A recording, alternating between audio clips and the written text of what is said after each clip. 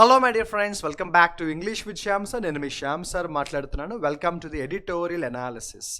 ప్రతిరోజు మనకి Hindu news paper కానీ ఏదైనా ఇంగ్లీష్ న్యూస్ పేపర్లో వచ్చిన ఒక ఇంపార్టెంట్ ఎడిటోరియల్ ఆర్టికల్ని మనం వీడియోలో ఎక్స్ప్లెయిన్ చేద్దాము.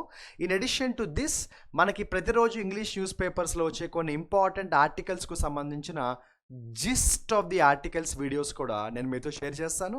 మన ఇంగ్లీష్ విత్ శ్యామ్ సార్ యాప్లో ఒక ప్రత్యేకమైన కోర్స్ ఉంది, ఎడిటోరియల్ అనాలిసిస్. ఆ కోర్సులో మీకు ఇంగ్లీష్ న్యూస్ పేపర్స్లో వస్తున్న very important articles explanation videos అన్నీ కూడా you can watch. Who can watch this video? Who should watch this video?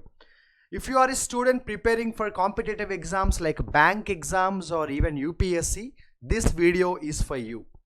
ఈ వీడియోలో నేను మీకు ఈ ఆర్టికల్లో ఇచ్చిన కాంటెంట్ మాత్రమే ఎక్స్ప్లెయిన్ చేయబోతున్నాను. My motto is very clear. Please understand my dear friends, if you have to improve your English language skills, reading skills improve చేసుకోవాలంటే మనకి ఎడిటోరియల్ ఆర్టికల్స్ చదవడం, అర్థం చేసుకోవడం అనేది చాలా ఇంపార్టెంట్. ఓకేనా? సో అస్సలు లేట్ చేయకుండా మనం ఈ ఆర్టికల్లోకి వెళ్ళిపోదాం. August 15th Hindu news paper editorial ఆర్టికల్లో ఒక ముఖ్యమైన ఆర్టికల్ వచ్చింది. The headlines of the article says ceremonial heads. Okay, so నేను ఈ ఆర్టికల్లోకి వెళ్ళే ముందు అసలు what is this article about నేను మీకు ఒక ఐడియా ఇచ్చేస్తాను. అప్పుడు మీకు క్లారిటీ వస్తుంది. అప్పుడు you can easily understand what ever I'm going to explain. మన ఇండియాలో చాలా స్టేట్స్లో ఎప్పటి నుంచో ఒక ప్రాబ్లం ఉంది. అదేంటంటే ఆ స్టేట్ గవర్నమెంట్స్ అంటే లెజిస్లేచర్కి, ఆ స్టేట్కి ఉండే గవర్నర్స్కి కాన్ఫ్లిక్ట్ అనేది ఎప్పటి నుంచో ఉంది. ఓకేనా? అంటే ఇంకా ఈజీగా చెప్పాలంటే ఒక రాష్ట్ర ముఖ్యమంత్రికి ఆ రాష్ట్రంలో ఉన్న గవర్నర్కి కాన్ఫ్లిక్ట్ జరుగుతుంది. మరొక విషయం, చాలా స్టేట్స్లో గవర్నర్సే ఆ స్టేట్స్లో ఒక ముఖ్యమైన యూనివర్సిటీకి ఛాన్సలర్స్గా కూడా పనిచేస్తుంటారు. Most of the times the governors of the states are also the chancellors of some top university. అప్పుడు ఏమవుతుందంటే ఆ గవర్నర్స్ వాళ్ళ పరిధి దాటి వాళ్ళకు అవసరం లేని, సంబంధం లేని విషయాల్లో కూడా ఇన్వాల్వ్ అవుతున్నారన్నది ఒక మేజర్ ఇష్యూ. రెండోది, ఆ స్టేట్ గవర్నమెంట్స్ లెజిస్లేచర్స్ అంటే అసెంబ్లీ పాస్ చేసే బిల్స్కి సంబంధించి గవర్నర్ సపోర్ట్ ఇవ్వకపోగా ఆ బిల్స్ పాస్ అవ్వకుండా వాటిని ఆపుతున్నాడు అన్నది మరొక మేజర్ ఇష్యూ. సో రీసెంట్గా సుప్రీం కోర్ట్ ఆఫ్ ఇండియా ఇష్యూకి రెస్పాండ్ అయింది. ఈ ఆర్టికల్లో సుప్రీం కోర్ట్ ఆఫ్ ఇండియా ఎలా రెస్పాండ్ అయింది, అసలు ఇష్యూ ఏంటి, ఇంతకీ ఈ ఇష్యూకి సొల్యూషన్ ఏంటి, ఇలాంటివన్నీ కూడా we will have a discussion in this article. I am not going to explain word for word. I will read the sentence and I will explain in a very simple manner that everybody understand. Ceremonial heads అనే పేరు ఎందుకు పెట్టారంటే, ceremonial అంటే power ఉన్నారు.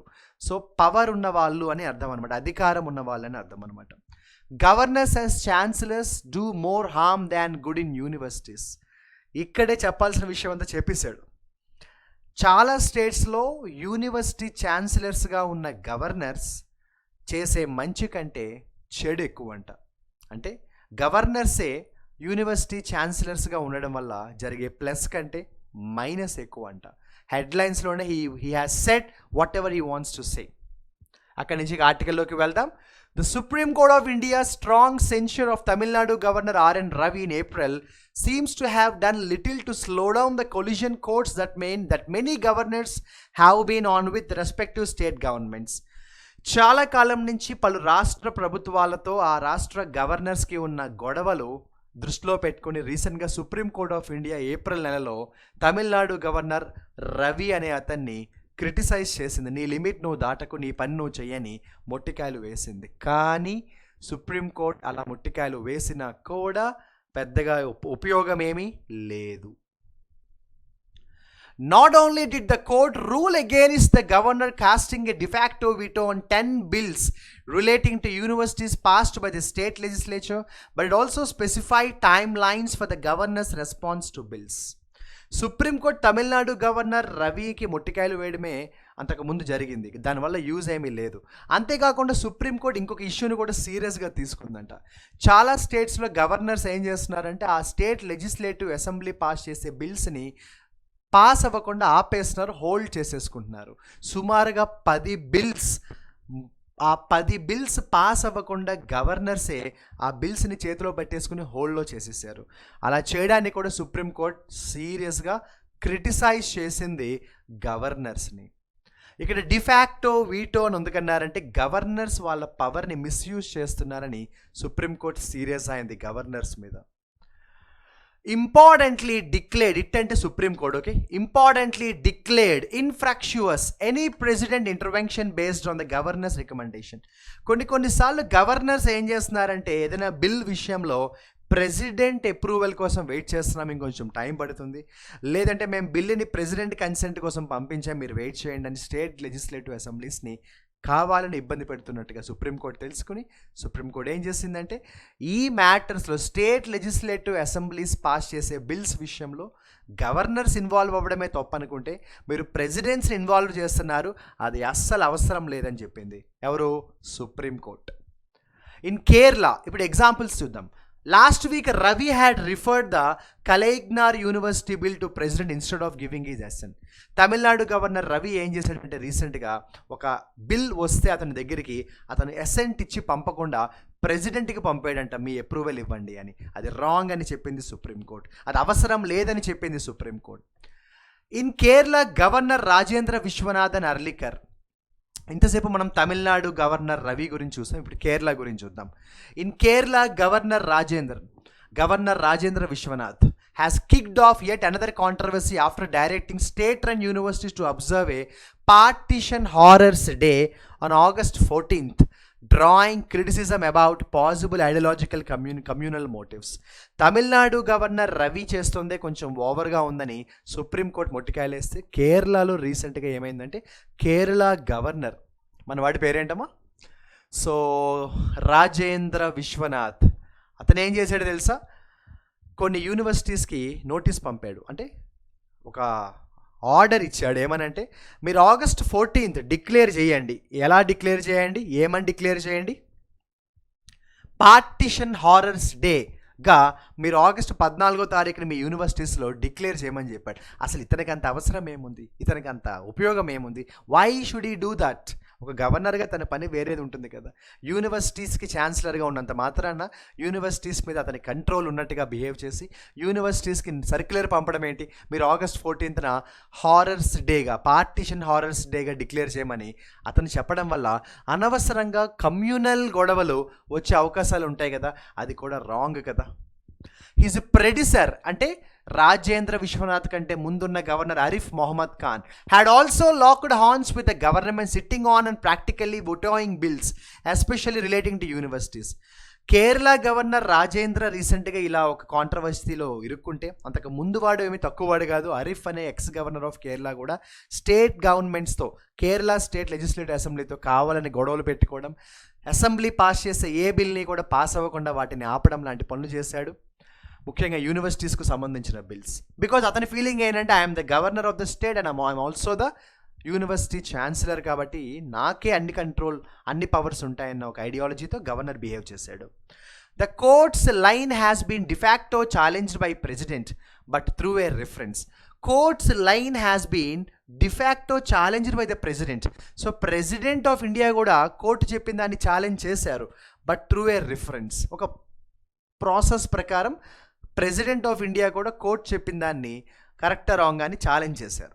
So first passage ఒక idea వచ్చింది, సింపుల్గా చెప్తే వినండి. ఫస్ట్ ప్యాసేజ్లో మూడు విషయాలు చెప్పాడు. పాయింట్ నెంబర్ 1, ఇండియాలో చాలా చోట్ల స్టేట్ గవర్నర్స్ వాళ్ళ పరిధి దాటి యూనివర్సిటీ ఛాన్సలర్గా ఉంటున్నామన్న ఒక కాన్ఫిడెన్స్తో, లేదా ఓవర్ కాన్ఫిడెన్స్తో, లేదా యారోగెన్స్తో state government, state legislative assemblies pass చేసే బిల్స్ని ఆపేయడము, ఆ బిల్స్ని పాస్ చేయకుండా ట్రై చేయడము, ప్రెసిడెంట్ని ఇన్వాల్వ్ చేయడానికి ట్రై చేయడము లాంటివి చేస్తున్నారు. దానికి 2 ఎగ్జాంపుల్స్ ఇచ్చాడు, Tamil Nadu example and Kerala example. Second paragraph ఏమన్నాడో చూద్దాం. State owned universities have become the key battle grounds in the governor state government conflicts. ఈ గొడవలకి బలి అవుతోంది ఎక్కువ ఎక్కడ అంటే స్టేట్ ఓన్డ్ యూనివర్సిటీస్ ఉంటాయి కదా, like for example Andhra university కావచ్చు, ఉస్మానియా యూనివర్సిటీ కావచ్చు, అలా ప్రతి స్టేట్కి వాళ్ళ ఓన్ గవర్నమెంట్ యూనివర్సిటీస్ ఉంటాయి. అలాంటి యూనివర్సిటీస్ ఏమవుతున్నాయంటే ఈ గొడవల్లో నలిగిపోతున్నాయట. They are among the few institutions over which the governor has a direct say. ఎందుకు అలాంటి యూనివర్సిటీస్లే ఇలాంటి గొడవలు ఇరుక్కుంటున్నాయంటే ఒక రాష్ట్ర గవర్నర్ ఆ రాష్ట్రంలో ఉన్న ఇలాంటి గవర్నమెంట్ యూనివర్సిటీకి ఛాన్సలర్ కాబట్టి. As scholars point out, the office of the governor was a colonial mechanism of control over provinces that may be ruled by Indian parties. అసలు యాక్చువల్లీ ఈ గోల్ అంతా ఎక్కడ మొదలైంది? బ్రిటిష్ వాళ్ళ టైం నుంచి కూడా ఉంది. బ్రిటిష్ వాళ్ళ టైంలో ఏంటంటే గవర్నర్ ఆఫీస్ అంటే ఎలా ఉండేదంటే అది కొలోనియల్ మెకానిజం ఆఫ్ కంట్రోల్. అంటే కంట్రోల్ అంతా ఒకప్పుడు గవర్నర్స్ చేతిలో ఉండేది. That the universities had British governors are they ceremonial heads or rather chancellors was to bring colonial prestige and ensure their autonomy and importance. అప్పట్లో ఏమయ్యేదంటే బ్రిటిష్ పరిపాలన ఉండే టైంలో universities ఛాన్సలర్స్గా British వాళ్ళు ఉండేవారు, ఎందుకంటే గవర్నర్స్ కూడా వాళ్ళు ఉండేవారు. కాబట్టి వాళ్ళు వాళ్ళ ఆధిపత్యాన్ని వాళ్ళ కంట్రోల్ని చూపించడానికి అలా బిహేవ్ చేసేవారు. India's early national level leaders retained the governor as a central appointee to guard against separatist tendencies. తర్వాత మనకి ఇండిపెండెన్స్ వచ్చే టైంలో కూడా ఆ గవర్నర్స్గా ఇండియన్స్ కూడా ఉండడం స్టార్ట్ చేశారు. It appears that legislation in many states retain the role of governors as chancellors of state and universities to give them the same colonial veneer and aura. చివరికి ఇండిపెండెన్స్ వచ్చిన తర్వాత కూడా మనకి గవర్నర్స్ ఎవరైతే ఉన్నారో వాళ్ళే యూనివర్సిటీ ఛాన్సలర్స్గా కంటిన్యూ అవ్వడం మొదలుపెట్టారు. సరే ఎందుకులే, ఒకప్పుడు ఆ గౌరవం ఉండేది, ఆ గౌరవాన్ని మనం ఎందుకు తీసేయడము, let that respect continue, let that legacy continue. ఒక రాష్ట్ర గవర్నర్ ఆ రాష్ట్రంలో ఉన్న ఒక యూనివర్సిటీకి ఛాన్సలర్గా ఉంటే తప్పేముంది అన్న ఉద్దేశంతో గవర్నర్సే ఛాన్సలర్స్గా ఉండడం అనే దాన్ని కంటిన్యూ చేశారు. ఎవరు దాన్ని రిమూవ్ చేయలేదు. Even a Tamil Nadu bill that had sought to minimize the governor's role in vice chancellor appointments did not seek to remove the governor as chancellor of the university. చివరికి తమిళనాడు ఆ మధ్యన ఒక బిల్ పాస్ చేసింది. ఆ బిల్లో ఏంటంటే ఒక యూనివర్సిటీ వైస్ ఛాన్సలర్ అపాయింట్మెంట్ విషయంలో గవర్నర్కు ఉండే కొన్ని పవర్స్ని తగ్గించడానికి ఆ బిల్ పాస్ చేసింది తమిళనాడు గవర్నమెంట్. చివరికి తమిళనాడు గవర్నమెంట్ పాస్ చేసిన ఆ బిల్లో కూడా గవర్నర్సే ఛాన్సలర్స్గా ఉండొచ్చు అని చెప్పారు తప్ప గవర్నర్స్ ఛాన్సలర్స్గా ఉండకూడదని చెప్పలేదు. అంటే ఇంత కాన్ఫ్లిక్ట్ అవుతున్నా కూడా we are respecting the decorum of governors being the chancellors. In Kerala and Tamil Nadu, the governors are central proxies with a hostile political and ideological agenda. మనకి కేరళ, తమిళనాడు లాంటి స్టేట్స్లో గొడవ ఏంటంటే గవర్నర్స్ ఎవరైతే ఉన్నారో వాళ్ళు సెంట్రల్ ప్రాక్సీస్గా మారిపోయారు. అంటే సెంట్రల్ గవర్నమెంట్ ప్రతినిధులు. They are not actually political people, right? గవర్నర్స్కి మనం ఓటేసి గెలిపించాం కదా, బట్ గవర్నర్స్ డైరెక్ట్ పాలిటిక్స్లో ఇన్వాల్వ్ అవ్వకపోయినా ఇండైరెక్ట్ పాలిటిక్స్లో ఇన్వాల్వ్ అవుతున్నారు. సెంట్రల్ గవర్నమెంట్లో ఏ పార్టీ అయితే రూలింగ్ పార్టీగా ఉందో ఆ రూలింగ్ పార్టీ రిప్రజెంటేటివ్స్గా బిహేవ్ చేస్తున్నారు. హాస్టైల్ పొలిటికల్ అండ్ ఐడియాలజికల్ ఎజెండాతో ఉన్నారు.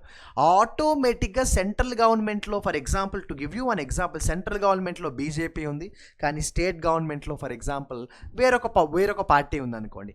ఆ పార్టీకి ఈ పార్టీకి ఒక ఎలియన్స్ లాంటిది ఏమీ లేకపోతే ఇంకా గవర్నర్ ఆ స్టేట్ గవర్నమెంట్కి సపోర్ట్ చేయట్లేదు. This is the situation. Meanwhile, draft UGC regulations seek to divest state governments of their role in the selection of vice chancellor, vesting all the powers in the chancellor. ఈ గొడవ అంతా ఇలా ఉంటే already చాలా స్టేట్స్లో governors state గవర్నమెంట్స్కి support చేయకపోగా ఇబ్బంది పెడుతూ ఉన్నాయి. ఇలాంటి సిచ్యువేషన్లో మరొక ప్రాబ్లం ఏంటంటే మనకి రీసెంట్గా డ్రాఫ్ట్ యూజీసీ రెగ్యులేషన్స్ అని కొన్ని వచ్చాయి కదా. ఆ రెగ్యులేషన్స్ ఏం చేసాయి? స్టేట్ గవర్నమెంట్స్కి ఉండే పవర్స్ని కొంచెం తగ్గించేసాయి. వైస్ ఛాన్సలర్స్ అపాయింట్మెంట్లో స్టేట్ గవర్నమెంట్స్కి ఉండే పవర్స్ని తగ్గించేసాయి. Vesting all powers in the chancellor. Chancellor అంటే ఎవరు ఇక్కడ? గవర్నరే కదా. It's a simple fight between government of a state and governor of the state. But the thrust of the National Education Policy 2020 has been towards greater autonomy for education institutions. అయితే కాస్త ఒక ఊరట అంటాం, respite అంటాం. అదేంటంటే 2020 NEP national new education పాలసీలో మాత్రం ఒక విషయం ఏం చెప్పారంటే స్టేట్ ఓన్డ్ యూనివర్సిటీస్ ఏవైతే ఉంటాయో వాటికి ఫ్రీడమ్ ఉండాలి, వాటికి పూర్తి స్వేచ్ఛ, ఆటోనోమీ ఉండాలి అని 2020 ఎడ్యుకేషన్ పాలసీలో రాశారు. Universities are expected to raise funds and be accountable for spending. Universities కావాలంటే ఫండ్ రైజింగ్ చేసుకోవచ్చు, అండ్ బట్ పెట్టే ఖర్చుకి ఖచ్చితంగా అకౌంటబిలిటీ అయితే యూనివర్సిటీస్ చూపించాలి. A university heads role is expected to be not just academic and administrative but also that of a business manager, cheer leader and fund raiser. ఒక యూనివర్సిటీకి ఎవరైతే chancellor లాంటి హెడ్ పొజిషన్లో ఉంటాడో వాడు కేవలం లీడర్ మాత్రమే కాదు, అడ్మినిస్ట్రేటివ్ అండ్ అకాడమిక్ మాత్రమే చూసుకోవడం కాదు, ఫైనాన్స్ చూసుకోవాలి, మోటివేషన్ ఇవ్వాలి, ఫండ్ రైజింగ్ కూడా చూసుకోవాలి. It may make sense to have professionals అన్న ఈ సెంటెన్సే ఈ ఆర్టికల్కి కంక్లూజన్. ఇదే ఈ ప్రాబ్లంకి సొల్యూషన్. నేను మీకు స్టార్టింగ్ చెప్పే గుర్తుందా, ఇంతకీ ప్రాబ్లమ్కి సొల్యూషన్ ఏంటో? This is the solution. ఏమన్నాడు? It may make sense to have professionals become the ceremonial as well as executive heads of universities replacing governors. ఈ ఒక్క మాటతో మనం 2 చేతులు జేబులో పెట్టుకుని ఎక్కడికో నడుచుకుంటూ వెళ్ళిపోవచ్చు. What is trying to say? ఇంతసేపు ప్రాబ్లం అర్థమైంది కదా, ఇండియాలో చాలా స్టేట్స్లో ఉన్న ప్రాబ్లం ఇది. ఆ స్టేట్ గవర్నర్స్ ఆ స్టేట్ గవర్నమెంట్కి సపోర్ట్ చేయట్లేదు. బికాజ్ ఆ state governor is the representative of naturally the central government ruling party కాబట్టి. మరి ఈ ప్రాబ్లంకి సొల్యూషన్ ఏంటి? సరే, గవర్నర్స్ అలా ఉండని, ప్రెసిడెంట్ అలా ఉండని, సెంట్రల్ గవర్నమెంట్ అలా ఉండని, స్టేట్ గవర్నమెంట్ అలా ఉండని, కానీ యూనివర్సిటీస్ అనేది ఎడ్యుకేషన్లో ఒక భాగం. మరి అలాంటి పవిత్రమైన ఎడ్యుకేషన్ యూనివర్సిటీస్ డిస్టర్బ్ కాకుండా ఉండాలంటే ఆ universities heads, the so called ఛాన్సలర్స్గా ప్రొఫెషనల్స్ ఉంటే బాగుంటుంది, గవర్నర్స్ కాదు అని ఒక కంక్లూడింగ్ స్టేట్మెంట్ అయితే ఇచ్చాడు. Maybe if you ask my personal suggestion, my personal opinion, my personal ideology in this issue, I completely agree with this statement. State government, ఒక స్టేట్లో ఉండే యూనివర్సిటీస్కి హెడ్స్గా గవర్నర్స్ ఉండడం కంటే somebody who is really worth deserving, well qualified and well educated person who has no inclination towards politics either in the past or present or future, better is suitable to be the chancellor or whatever head position of that university. So this is the article about governor of a state versus government of the state. I hope I am clear. అందరికీ అర్థమయ్యేలాగా సింపుల్గా తెలుగులో explain చేయడానికి try చేశాను. Word to word explain చేయకుండా just నేను ఆ sentence చదివాను, మీకు అర్థమయ్యేలాగా దాన్ని మీ ముందు ప్రజెంట్ చేశాను. If you still have any queries about any particular sentence in this article, you can tell me in the comment section, I will reply. అంతేకాదు my dear friends, editorial analysis అనే programme నేను daily సిరీస్లో చేయబోతున్నాను. ప్రతిరోజు ఒక article నేను మీకు complete article explain చేస్తూ ఒక వీడియో చేస్తాను. అది మీరు ఫాలో అవ్వండి. ఎందుకు ఫాలో అవ్వండి అంటే, I'm not explaining here current affairs. నేను ఈ ఆర్టికల్ దాటి ఒక్క పాయింట్ కూడా చెప్పట్లేదు. ఈ ఆర్టికల్లో ఉన్న విషయం మాత్రమే మీ ముందు ప్రజెంట్ చేస్తున్నాను. Because my motto is simple. మనం English with Shyam sir channel follow అయితే ఇంగ్లీష్ ఇంప్రూవ్ అవ్వాలి. మరి ఇంగ్లీష్ ఇంప్రూవ్ అవ్వాలంటే గ్రామర్, వొకాబులరీ నేర్చుకుంటే సరిపోదు, ఆర్టికల్స్ కూడా చదవాలి. చదివిన ఆర్టికల్స్ని అర్థం చేసుకోవాలి. కాంప్రహెండింగ్ స్కిల్స్ ఇంప్రూవ్ అవ్వాలంటే రీడింగ్ జరగాలి. అందులో భాగంగా from my side I'm going to give you little support. ప్రతిరోజు ఒక్క వీడియో నేను మీకు షేర్ చేస్తాను, ఒక ఇంపార్టెంట్ ఆర్టికల్ బ్రీఫ్గా, క్రిస్పీగా, సింపుల్గా తెలుగులో అందరికీ అర్థమని ఎక్స్ప్లెయిన్ చేస్తాను.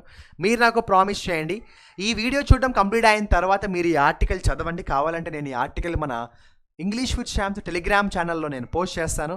వీడియో చూడడం కంప్లీట్ అయిన తర్వాత you read this article once and try to understand it. అంతేకాదు, మన ఇంగ్లీష్ విత్ శ్యామ్ సార్ యాప్లో ఎడిటోరియల్ అనాలిసిస్ అనే కోర్స్ ఉంటుంది. నేను ఆ కోర్సులో కనీసం 5 నుంచి 10 ఆర్టికల్స్ ఎక్స్ప్లెయిన్ చేస్తూ అందులో రికార్డ్ చేస్తూ ఉంటాను. If you want to watch all those explanation videos, లింక్లో కింద డిస్క్రిప్షన్లో లింక్ ఇస్తాను, అది క్లిక్ చేయండి, వీడియోస్ వాచ్ చేయొచ్చు. Especial if you are a student preparing for banking exams, మీకు ఎకానమీకి సంబంధించి, రిజర్వ్ బ్యాంక్ ఆఫ్ ఇండియాకి సంబంధించి, బిజినెస్కు సంబంధించి, ఇంటర్నేషనల్ రిలేషన్స్కు సంబంధించి, ఇంటర్నేషనల్ పాలిటిక్స్కు సంబంధించిన ఏవైతే ప్రామినెంట్ ఆర్టికల్స్ వస్తున్నాయో, నేను ఆ ఆర్టికల్స్ని సింపుల్గా అర్థమయ్యేలాగా ఎక్స్ప్లెయిన్ చేసి వీడియోస్ని ఎడిటోరియల్ అనాలిసిస్ అనే కోర్సులో యాడ్ చేస్తాను. ఒక్క వీడియో మాత్రం మీకోసం నేను యూట్యూబ్లో ఎవ్రీడే అప్లోడ్ చేస్తాను. ఈ వీడియో ఎలా ఉందో మీ ఫీడ్బ్యాక్ని కూడా కమెంట్ సెక్షన్లో నాతో షేర్ చేసుకోండి. మీరు ఇచ్చే ఫీడ్బ్యాక్ బట్టి అవసరమైన చేంజెస్ ఏమైనా ఉంటే నేను చేయడానికి రెడీగా ఉన్నాను. గుర్తుపెట్టుకోండి, మన లైఫ్లో ఇంగ్లీష్ మనకి బలం అవ్వాలి కానీ బలహీనత కాకూడదు. English must be our strength but not be our weakness. దానికోసం ఎంత హార్డ్ వర్క్ చేయడానికైనా నేను రెడీగా ఉన్నాను. మరి మీరు రెడీగా ఉన్నారా? I hope the session is useful. Thank you for watching this video. I'll meet you in my next editorial analysis video of August 16th. Wish you all the best and happy Independence Day once again.